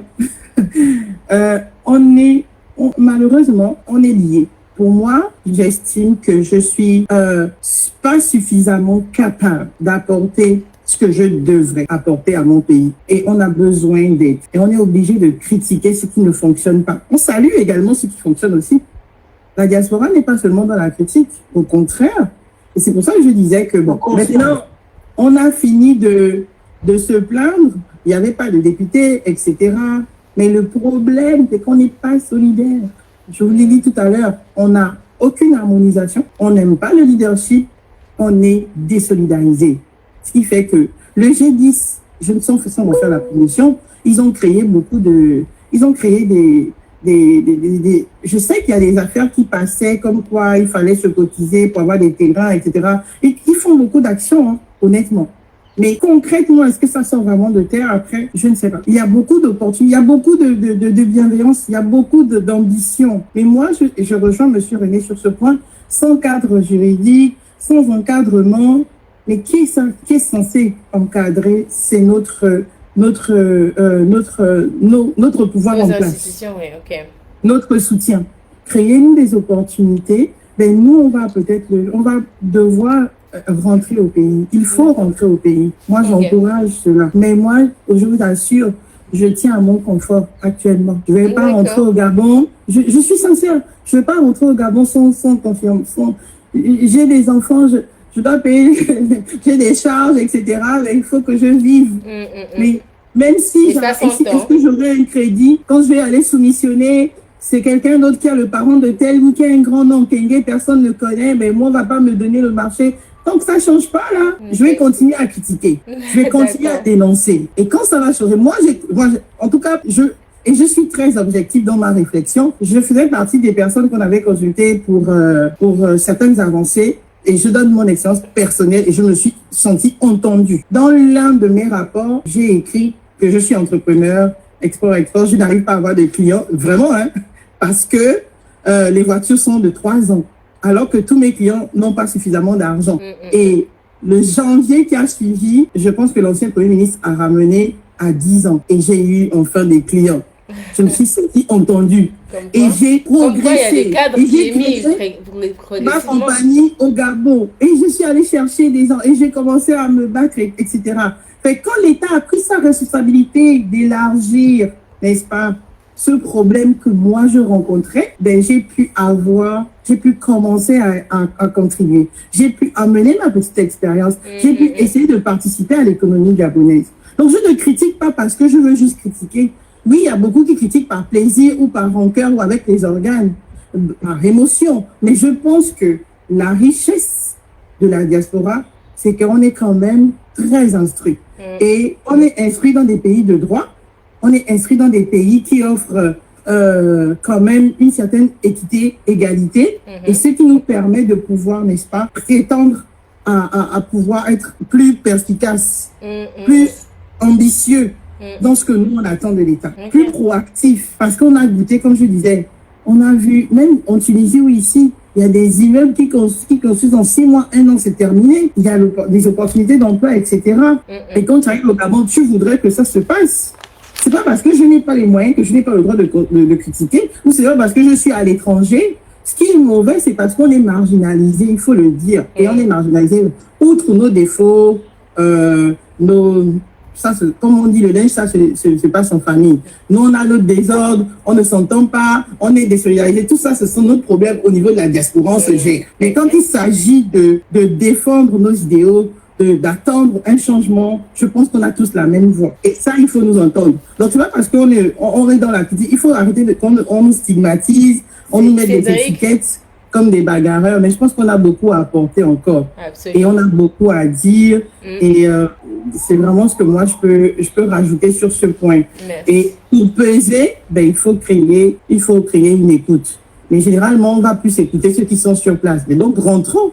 En même temps, on ne va pas bâtir notre pays à l'étranger. Assumons notre responsabilité. On ne va pas dire oui, il faut le changement, le Gabon a qu'à se bâtir, etc. Cédric veut intervenir. Merci beaucoup, Madame King. C'est très, très intéressant ce débat. Vraiment. Monsieur Nguema et puis notre compatriote Luce du Canada, c'est très bien. Est-ce que l'État, est-ce que la diaspora aussi, aujourd'hui, il y a c'est un internaute qui a posé la question. Est-ce que le fait que la diaspora, c'est décriminalisée toute seule, par exemple la diaspora Kunabélis par exemple, est-ce que ce côté-là aussi fait aussi en sorte que l'État se dit aujourd'hui, c'est des Kunabélis de façon, je pense vraiment en français terre à terre du Gabonais du quartier. Est-ce que le fait que cette diaspora soit elle-même kunabélisée fait en sorte qu'aujourd'hui on se dit de façon ils vont râler, ils ne vont rien faire de façon, si le président vient demain en France, on envoie des perdièmes, ils s'enrichissent et puis voilà quoi. Est-ce que l'État n'a pas à gagner en faisant peut-être plus confiance à cette diaspora responsable, comme par exemple on a notre compatriote qui est là, René, qui a créé de l'emploi au Gabon, Luce, qui essaie aussi d'investir au Gabon. Est-ce que l'État n'a pas à gagner en faisant plus confiance plutôt à cette diaspora responsable qui a vraiment envie d'impacter par des projets, par des réalisations concrètes. Est-ce que le Kunabélis n'a pas décrédibilisé la diaspora aujourd'hui? Le Kunabélisme diasporique. Pourquoi il y a des ingénieurs, il y a des talents, il y a ceci, il y a cela, il y a cela. Nous, on est toujours au même niveau. Qu'est-ce qui fait peur à l'État pour compter sur nous? Ou alors, soit fait peur, soit c'est parce que l'État ne nous accorde pas de crédit. Je peux intervenir là ou pas? Oui, monsieur Nguema, bien sûr. Alors, je voudrais dire, je vais lever ma main, je voudrais dire une chose. Vous savez, on a ce qu'on appelle le Gabon en commun ensemble. Quand on partage quelque chose en commun, il y a ce qu'on appelle une clarté des situations. Aujourd'hui, notre argent que nous avons en commun, on ne sait pas comment il est dépensé. Il faut se dire les choses. Quand on dit l'État c'est nous tous. Mais il y a des gens qui gèrent momentanément ce pouvoir. Moi, je dois être en capacité de savoir comment l'argent de mon pays est dépensé. Quelles sont les priorités d'investissement de mon pays? Posons-nous les questions simples. Que nous soyons dans la diaspora ou dans le Gabon, quel est l'impact dans la vie de quelqu'un qui habite à Boué, la cité de la démocratie nouvellement construite? 0. Quel est l'impact de deux tours construites au bord de mer par rapport à quelqu'un qui habite à Mabanda? Quelqu'un qui habite à Mabanda a besoin qu'il ait un service de proximité, une carte nationale d'identité s'il en a besoin, un service de santé, des écoles, une route accessible, l'eau et le courant. Voilà, moi, que je sois dans la diaspora au Gabon, l'argent de mon pays, je dois savoir comment il est dépensé. J'entends juste que, il faut qu'on aille vite. Mais si j'augmente le besoin, suivez bien mon raisonnement. Si j'augmente le besoin électrique, vous savez ce que c'est le besoin? C'est-à-dire que si j'augmente la capacité de souscription des compteurs à la SG et que je n'arrive pas à produire de l'électricité nécessaire pour ces compteurs, mais je devrais stopper ces grands investissements parce que le besoin électrique actuel, je ne le couvre pas. C'est ça la réalité. Donc, qu'est-ce qui se passe quand c'est comme ça? On doit pouvoir aussi accélérer ce côté-là de production électrique parce que de grandes entreprises, de grandes industries ne peuvent pas s'installer chez nous s'ils n'ont pas l'énergie nécessaire pour faire tourner les machines. Cela est important, mais on va aller s'endetter pour tout et n'importe quoi. Quand on dit on a besoin de garantie, la garantie c'est que la diaspora, individuellement parlant, peut investir dans des micro-projets. Et c'est cette force-là qui va apporter une certaine forme de recette fiscale à l'État. Okay. L'argent que l'État a besoin aujourd'hui. Moi, je ne suis pas contre la taxe foncière, mais il faut accélérer sur ce point-là. Parce que si tous les ménages au Gabon payent 15 000 francs par mois, c'est l'argent potentiellement qui peut payer les fonctionnaires chez nous. C'est l'argent qui peut balayer les routes chez nous. C'est l'argent qui peut couper l'herbe chez nous. Tout ne vient pas forcément de l'État. Et ça, c'est ce qu'on appelle l'impôt foncier. Il faut qu'on accélère sur l'impôt foncier. L'impôt foncier... Même pour la diaspora, l'impôt foncier? Mais l'impôt foncier, si j'habite à la diaspora et que je détiens un bien, je dois pouvoir la payer. Okay. Cette fois-ci digitalisée en ligne, avec ma carte bancaire. L'impôt foncier, ça sert à quoi? Ça sert à faire en sorte que l'argent, les moyens de l'État vont être concentrés pour le développement du pays. Et l'impôt foncier va soulager l'État à embellir, à entretenir les villes. Il n'y a pas qu'à Libreville, je dois pouvoir payer l'impôt foncier aussi à Franceville, à Bitam. Monsieur Nguema, vous allez vous agacer encore que je vous coupe, mais il nous reste 10 minutes littéralement. Allez-y, mais moi je ne fais pas de la politique, hein, mais je dis juste la vérité. Voilà, essayons là cette fois-ci vraiment d'être assez percutant et concis. Mais je le suis, c'est la réalité. Très bien, absolument. Ce que j'aurais besoin, déjà je préfère vous prendre 30 secondes pour vous prévenir, j'ai une dernière question, d'accord, et après on va passer à la conclusion. Et encore une fois, il nous reste à peu près 9 minutes. Donc Madame Kenge, voilà, Madame Kenge va intervenir. Ensuite, ça va être vraiment la dernière partie avant la conclusion. Et essayons de respecter le timing. Madame Kenge. Merci beaucoup. Mais moi, je pense que parmi les enfants, comme un parent, quand il y a un enfant qui est au courant de ce que les parents font, les parents vont craindre cet enfant-là. Moi, je fais la politique, j'assume clairement. Et on nous a enfermés dans une certaine misère sociale pendant des années. La suffisance et la dépendance. Ce qui fait que dès qu'on nous donne du riz, on nous donne une sardine. Désolé, ce sont les vacances. Désolé, dès qu'on nous donne du riz, on nous donne une sardine ou une bouteille d'huile. Excusez-moi, ce sera pas long. Les aléas du direct. Hein. Ce sont les vacances. Donc, dès qu'on nous donne du riz ou une boîte de sardines, on est comme merci. On nous ouvre un robinet. On nous ouvre un robinet dans une ville, on applaudit. Moi, je n'applaudis pas le robinet parce que l'eau, c'est essentiel. Moi, je n'applaudis pas parce qu'on fait des aménagements. Je veux plus. C'est pour ça que je suis plus exigeante. Parce que ayant été à l'étranger, j'ai vu que c'est quelque chose que j'avais droit. J'ai su, grâce à ce que j'ai appris, que ça fait partie de mes besoins primaires. Et donc, en tant qu'enfant de l'étranger, quand je reviens à la maison, j'exige que mes parents nous offrent le plus de confort. Donc, c'est pour ça que je suis plus exigeante avec l'État. Et l'État ne nous fait pas confiance aussi parce qu'ils savent qu'on sait. Okay. Il y a une mauvaise gestion. D'accord. Et comme on est obligé de dénoncer ça, c'est pour ça qu'on va toujours nous écarter un petit peu. Mais moi, je suis heureuse de ce qui se fait actuellement. On nous entend, on nous offre des cadres d'échange, on est en train de chercher à trouver des solutions. J'ai lu à peine ce matin, quand je me réveillais, que après la visite du président, sans en faire sa promotion en France, il veut qu'il y ait un accès au concours à l'ambassade de France. Je trouve que c'est quelque chose où je me sens, en tant que Gabonaise de l'étranger, entendue. C'est ce que j'attends en tant que Gabonaise. Si ça se fait, et si vous créez deux fois plus, si vous créez des opportunités, ceux qui ont créé les boutiques, les entreprises au Gabon, vous savez combien les impôts, les taxes, les taxes, dès que tu as juste le local. Moi, je voulais prendre un local pour stocker ma marchandise quand les clients emmènent. Ils passent au moins 2 ou 3 fois dans la semaine. J'ai dit, mais comment les boutiquiers font? J'ai dû fermer le local. J'ai dit aux gens, venez prendre dans la terrasse chez moi. Ce sont mes parents avec qui je travaille. Les gens viennent, ils prennent leur boîte à la maison. Sincèrement. Donc, on a beaucoup mon cœur, je discute. On n'a pas beaucoup d'opportunités. Et comme ils savent qu'on sait, on va toujours parler. Mais l'heure n'est plus à s'affronter. L'heure est de s'asseoir ensemble et d'échanger. Fait que, donc, je salue ce qui se fait où on se fait entendre.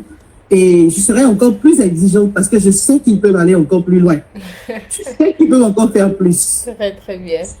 Merci beaucoup, Madame Kenge. Donc, on va, Monsieur Nguema, vraiment, vous allez m'en vouloir, mais je ne vous donnerai pas la parole. Vraiment, sur ce coup, on va essayer de respecter le timing.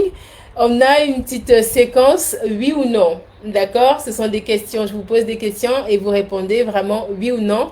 Et ensuite, on passe sans développer, Monsieur Nguema, sans aller vraiment dans les détails. C'est oui ou non.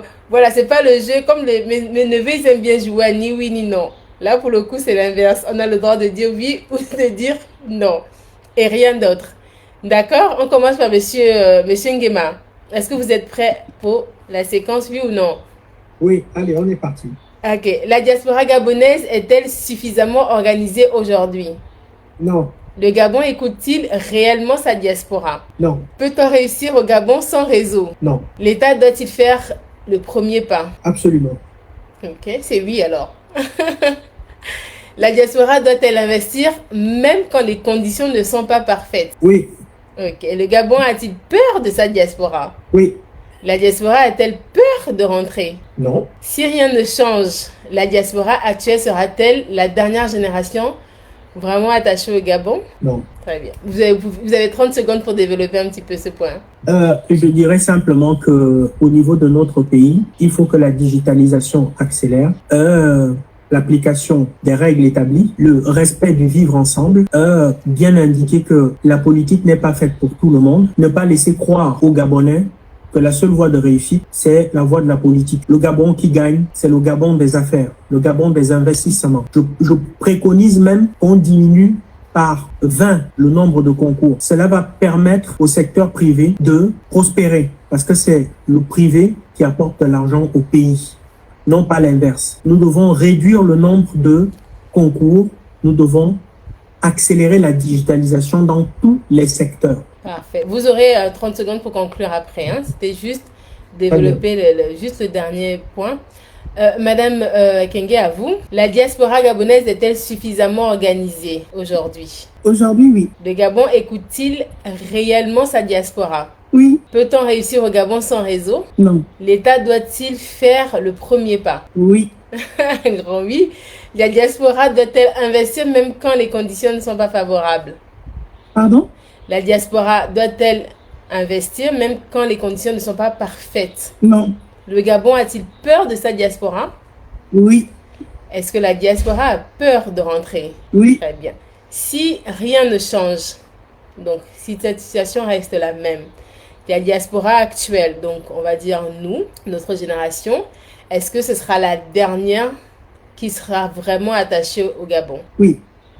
Pourquoi? Parce qu'écoutez, même avec mes enfants, je me bats ici pour leur parler en Zébi tous les jours. Même l'accent est parti. Il faut les amener au Gabon tous les jours. Il faut leur rappeler, même avec mes petits frères, mes jeunes que j'encadre, tous les jours, je leur rappelle. Est-ce que vous connaissez encore Olivier Ngoma? Est-ce que vous connaissez ces artistes? Ils ont oublié. Ils sont de plus en plus oubliés. Si nous sommes déjà une génération oubliée, à plus forte raison, ceux qui viennent derrière nous, et je crains qu'on nous oublie davantage. Il faut que ça change. Il faut qu'on nous ramène, il faut qu'on nous appelle, il faut qu'on diminue le prix du billet d'avion parce que moi, je veux partir au Gabon, ça fait 5 ans que je dois partir au Gabon. En tout cas, c'est une revendication personnelle. J'aimerais bien partir, mais quand je vois le prix des billets en famille, aïe, c'est pas possible pour moi. Mais s'il y a des opportunités, mais c'est sûr qu'on va repartir. Comment justement ramener ces jeunes à les rattacher à leur pays si même l'accès, même le simple fait de s'y rendre est une difficulté. Il faut que ça change. Il faut que ça change. Très bien. Bien, écoutez, bravo. On approche à la fin de ce moment et avant vraiment de passer aux conclusions, je tiens à vous remercier pour votre échange. Vraiment, ça a été extrêmement enrichissant, très, très intéressant, pertinent et très profond. Vraiment, je suis très reconnaissante en tout cas de vous avoir eu. Merci beaucoup Madame Kenge pour ce franc-parler vraiment et cette façon de parler avec son cœur en évoquant évidemment des faits tangibles. Monsieur Nguema, vraiment pour la pertinence des propos, l'implication, la passion que vous avez mis dans ce débat, nous a vraiment permis de passer un bon moment. On va passer à la conclusion. J'ai une dernière petite question. Avant, peut-être Cédric, pardon, c'est le petit nom entre nous. Cédric, est-ce que tu veux dire quelque chose? Ah, mais déjà, je veux déjà quand même remercier Monsieur Nguema Faki et puis Luce de votre présence. Ça nous honore déjà la qualité des échanges. Donc, vous avez laissé parler le cœur. Ce qu'on attend aussi quand on invite des personnes sur notre média, c'est de laisser parler le cœur, sans filtre. Absolument. Et nous, derrière, on relaie les informations. Juste, il y a quand même des points que je veux quand même, par rapport à vos échanges. Après, c'est un message aussi que... bon, ce qui est bien, c'est que les autorités aussi sont aussi nos lives. Donc, il y a beaucoup de choses qui ont été dites. Donc, maintenant, aux autorités aussi de prendre le côté positif des différents échanges, la digitalisation, comme l'a si bien dit René, pour voir quel mécanisme il faut mettre en place pour baisser peut-être les prix de vol, pour permettre aux Gabonais aussi de rentrer. Parce que c'est bien de dire rentrer. Mais quand on regarde le billet qu'il a à 4 000, 3 000 euros, c'est très compliqué. Et pareil aussi, permettre aussi peut-être aussi à la diaspora, aux autorités de mettre ce mécanisme en place, au côté légal, peut-être permettre à la diaspora de pouvoir acheter des biens en étant à l'étranger, voir comment on peut faire pour mettre ce mécanisme en place. Donc, je tenais vraiment à vous remercier. Franchement, c'était un très bon débat. Et j'ai vu sur Internet, ça bouge beaucoup. Donc, n'hésitez pas à partager notre média, parlez-en autour de vous. C'est la chose qu'on puisse vous demander de partager. C'est un jeune média qui est en train de grandir et vraiment merci. Absolument, merci Cédric. Et ce live ensuite sera rediffusé sur notre plateforme YouTube.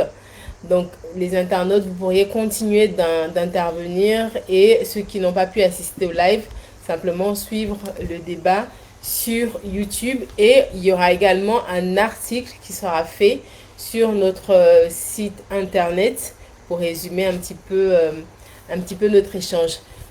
Dernière question, c'est le moment de tout donner pour conclure avant qu'on ne se sépare. Et on va commencer avec Monsieur Nguema parce que sinon on restera là jusqu'à 22h. Au moins il pourra faire court et pour laisser la place à Madame Kenge. Monsieur Nguema, dans 10 ans, on va se projeter un petit peu. Quelle place la diaspora gabonaise doit-elle occuper dans les décisions nationales et qu'est-ce que pour vous personnellement vous allez faire dès demain pour que ça change? Faire ou continuer de faire? Parce que je sais que vous êtes très actifs déjà. Donc, on se projette dans 10 ans où devrait être la diaspora gabonaise pour avoir de l'impact. Dans 10 ans, je voudrais, enfin, à mon sens, un peu plus de patriotisme. Le patriotisme, c'est prendre en considération les Gabonais de l'étranger. Je vais vous prendre un exemple qui est très simple. Pour étayer mon propos, vous savez, la plupart des consuls honoraires que nous avons à l'étranger, ce sont des étrangers eux-mêmes. La donne doit changer. Je suis établi en France, ça fait 20 ans. Je peux être consul honoraire de mon pays. Je peux le promouvoir, le Gabon. Je suis au contact des investisseurs, des entreprises, des gens avec qui je travaille. Je peux promouvoir à mon humble niveau mon pays. Je ne peux pas accepter que quelqu'un qui connaît pas grand-chose à mon pays, parce que peut-être il a séjourné, parce que peut-être il a des droits d'entrée via un tel truc, fasse la promotion de mon pays à ma place. Dans 10 ans, je voudrais que ça change. C'est un point qui me chagrine personnellement. D'accord. Ensuite, dans 10 ans ou dès demain, le Gabon qui gagne, c'est la simplicité des situations. Promouvoir le Gabon, créer de la richesse, des emplois. On parle beaucoup chez nous. On fait trop de politique. Quand on est au contact d'autres pays où on est en France, au Canada, aux États-Unis, je ne pense pas que ma compatriote Luce Kenge a déjà rencontré Justin Trudeau, l'ancien Premier ministre. Mais moi, j'entends que mon président à Paris, ça fait un truc. Mais non, ça doit être un non-événement. Parce que notre pays a besoin de bien plus que ça. De sécurité, de garantie, de se faire entendre. C'est ça dont le Gabon a besoin. Le service minimum, la digitalisation, j'insiste dessus. La cherté de la vie. Quelqu'un qui vit à l'étranger n'est pas plus riche que quelqu'un qui vit au Gabon. Une fois que les taxes sur ses revenus sont déduites, les taxes, les impôts, il ne lui reste rien à la fin du mois. Beaucoup sont courageux comme moi qui investissent. Mais à côté, mangent des pâtes, se glorifient de leurs investissements au bout d'un certain nombre d'années. On ne devient pas dire « je deviens investisseur, homme d'affaires ». C'est un sérieux qu'on s'accorde tout au long de sa trajectoire. Et dans 10 ans, je voudrais voir le Gabon avec beaucoup plus de justice, d'avancée. On peut, dans l'impunité, je voudrais dire, je voudrais sincèrement d'un Gabonais qui accélère aussi dans la dénonciation. 30 secondes, monsieur Nguema. Oui, j'arrête. On ne peut pas accepter que quelqu'un roule dans un véhicule de 100 millions de francs CFA dans les rues de Libreville en toute impunité en étant fonctionnaire. Non. On saisit le véhicule et on lui dit, monsieur, si vous avez justifié l'acquisition de ce bien, on vous le restitue. Sinon, on le vend et cet argent va à l'État. C'est ça la justice. En France ou dans d'autres pays étrangers, c'est la dénonciation qui fait avancer le pays. Et beaucoup de gens ne le feront plus dans les rues de Libreville. C'est ça dont notre pays a besoin. Les gens volent et se baladent normalement. Non, on saisit. On dit, monsieur, viens justifier. Ah, tu peux pas justifier, mais beaucoup vont voler. Monsieur Nguema, bon, je peux m'arrêter là, parce qu'on peut arriver jusqu'à demain. Vraiment, ça, je sais que c'est bien ce que je disais. Je parle avec les organes, mes chers frères et frères. Monsieur Nguema, donc, pour résumer, vraiment, dans 10 ans, il faudrait que la diaspora gabonaise soit sa propre représentante. Elle représente le Gabon plutôt que des étrangers. Son propre pays. Et s'approprie son propre pays. Parfait. Et c'est ainsi qu'elle pourra peser, évidemment, dans les décisions nationales. On est d'accord. Et dès demain, vous vous présentez en candidature pour être consulaire honoraire. On est d'accord? Mais écoutez, je rajoute juste une chose. La notion de consul honoraire, c'est une fonction honorifique. Elle n'est pas gratifiée par un revenu. Je peux faire la promotion de mon pays gratuitement, sachez-le. Ok. Ben écoutez, c'est entendu. Votre candidature a été entendue et elle sera peut-être prise en considération. Merci beaucoup, monsieur Nguema. Madame Kenge, the last but not the least, alors dans 10 ans, quelle place doit avoir la diaspora gabonaise? Quelle place elle doit occuper dans les décisions nationales? Et vous, dès demain, personnellement, qu'est-ce que vous comptez mettre en place pour que ça change? Gabonais du Gabon, Gabonais du Canada, Gabonais de France, Gabonais de la diaspora, on reste Gabonais. Les revendications qu'on soumet aujourd'hui, oui, peut-être que je suis une grande bouche, mais c'est pour le bien de mon pays. La diaspora reste une gabonaise. Tout ce qu'on demande, c'est pour le Gabon. Dans 10 ans, j'aimerais que la diaspora ne soit plus considérée comme des acteurs extérieurs, mais qu'on ait plus de pouvoir décisionnel, que l'État fasse de nous un partenaire stratégique, que l'État nous entende avec des consultations, des réflexions permanentes avec nos institutions, comme mon confrère disait tantôt, à travers les ambassades, créer des pôles, créer des centres de réflexion, recenser les besoins, écoutez-nous, parce que nous restons des Gabonais et nous avons notre expérience extérieure que nous avons acquise, que nous pouvons mettre au profit de notre État. Dans 10 ans, je veux une diaspora proactive, je veux une diaspora impliquée, je veux une diaspora plus forte, plus présente, plus impactante. Au-delà des divergences politiques, on arrive à s'asseoir, différentes politiques ou différentes ethniques, on arrive à débattre pour l'intérêt du Gabon, l'intérêt supérieur du développement de notre pays. C'est encore possible, parce que ça passe par là. Et je pense qu'il y a beaucoup de choses qui se font et qui vont encore se faire. Donc j'aimerais que nous-mêmes, en tant que Gabonais à l'étranger, nous nous intéressions davantage à ce qui se passe au pays. Nous ne soyons plus effectivement dans la critique, nous ne soyons plus les observateurs aussi externes, entendant avec la chicote, tiens, il n'a pas fait ça, tiens, celui-là n'a pas fait ça, le ministre n'a pas fait ceci, le président n'a pas fait ceci. Qu'est-ce que nous-mêmes nous pouvons faire? Qu'est-ce que nous-mêmes nous pouvons dire? Si on doit rentrer, rentrons. Prenons le risque de rentrer. Oui, on est toujours en train de crier sur ceux qui sont au Gabon. Oui, vous ne protestez pas, blablabla. Mais nous, on est derrière nos écrans, dans notre confort, pour leur demander d'aller dans la rue faire la grève. Rentrons, commençons par faire la grève avec eux. Pour pouvoir changer, il faut être actif, il faut être sur le terrain, il faut aller dans le concret, pas seulement théorique. Donc, et je pense qu'à l'État, je leur dirais, écoutez-nous. Oui, pendant longtemps, on était les enfants rebelles, recalcitrants, les boudeurs, les activistes, d'accord, mais on boude parce qu'on veut ce qui est bien.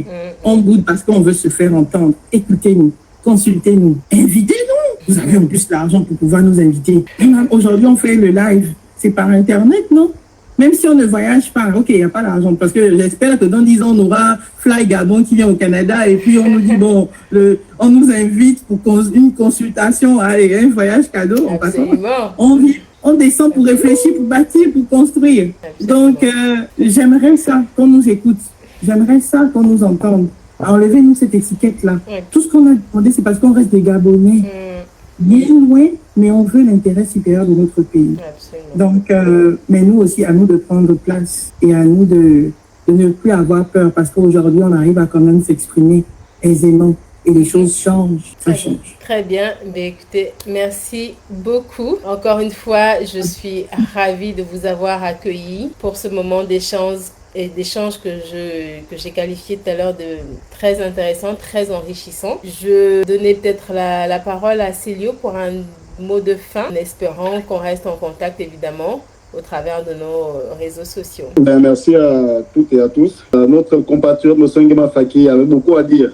Il a dit beaucoup de choses. Notre sœur aussi, Luce, a dit beaucoup de choses. Je sais que les autorités ont suivi le live. Ce n'est pas des paroles en vain, c'est des paroles qui ont été écoutées quelque part. Merci à tous les deux. La diaspora aujourd'hui, elle est multiforme, elle est riche, elle est intelligente. Elle peut apporter du plus au Gabon. Maintenant, aux autorités de la prendre vraiment comme force de proposition plutôt que la prendre comme une diaspora qui ne veut pas que le pays avance. Elle veut, mais je pense qu'il y a peut-être un blocage.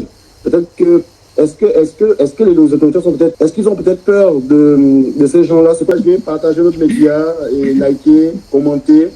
Et c'est un jeune média, tout n'est pas parfait. On a amené à s'améliorer. Encore une fois, merci d'avoir participé à répondre à ce thème. Pourquoi la diaspora gabonaise ne pèse pas encore dans les décisions nationales? Simplement parce que pour l'instant, l'État ne met pas en place des structures qui permettent à cette diaspora de s'épanouir, de s'exprimer et de concrètement agir. Mais évidemment, les entreprises individuelles, c'est à chacun de nous aussi d'apporter sa pierre à l'édifice pour pouvoir construire un tout et construire quelque chose de beaucoup plus grand de ce qu'on retient. Merci à chacun d'entre vous. Merci Madame Luce Désir Kenge, Monsieur René Nguema Faki, ça a été un plaisir. Merci à toi Célio. Merci aussi à vous, chers internautes. Le débat continue dans les commentaires. N'hésitez pas donc à vous abonner à nos différentes plateformes. Le live sera rediffusé sur YouTube et j'espère à une très prochaine fois. Passez une bonne soirée. Bonne soirée, merci bien. Bye bye. Merci.